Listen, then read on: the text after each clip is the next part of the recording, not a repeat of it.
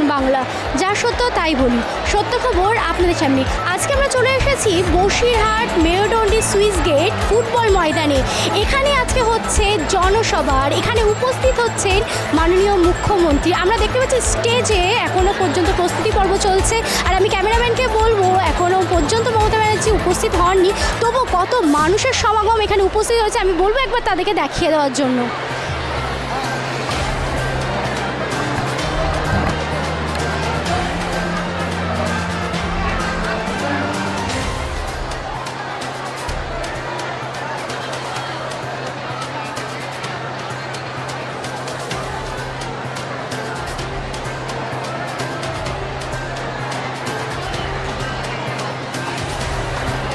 আপনারা দেখতে পাচ্ছেন এখনও পর্যন্ত প্রচুর মানুষের সমাগম এখানে তৈরি হয়েছে, বেশিরভাগ মহিলাগণ এখানে উপস্থিত হয়েছেন।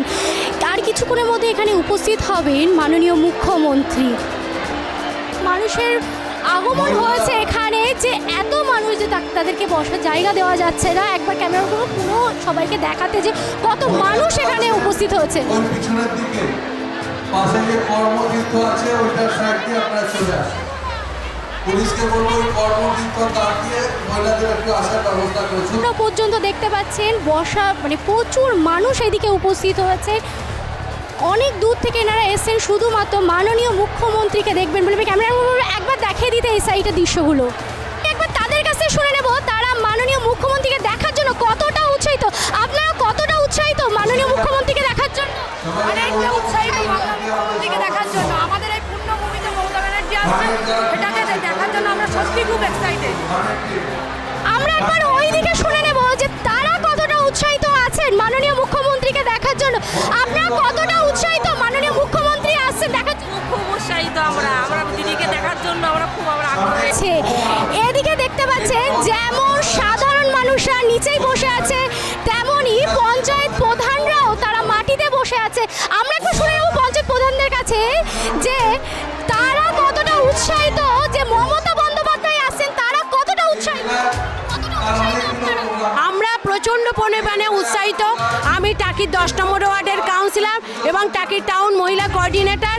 আমরা বহু মানুষ টাকির ঢল নেমেছে, প্রত্যেকটা মানুষ এসছে, প্রত্যেকটা ঘরের মা বোনেরা লক্ষ্মীর ভাণ্ডারে সাড়া দিয়েছে, প্রত্যেকটা ঘরের মা বোনেরা এসছে, প্রচুর মানুষ এসছে। আমরা শুধু দিদিকে চাই, আমরা দিদিকে চাই। হাজী নুরুল সাহেব জিতবে। আমরা দেখতে পাচ্ছি বাইরে কাঠ ফাটা রোদ, তারপরেও এত মানুষজন উপস্থিত হয়েছে এই গরমের মধ্যে। আমরা তাদের কাছে শুনে নেব তারা কতটা উৎসাহিত মমতা বন্দ্যোপাধ্যায়।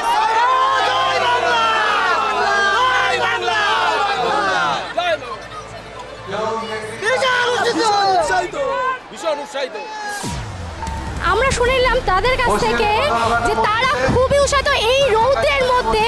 তারা এখনো পর্যন্ত উপস্থিত হয়েছে। এইদিকে আমি ক্যামেরাম্যানকে বলবো একবার দেখাতে যে কতজন মানুষ এখানে উপস্থিত হয়েছে।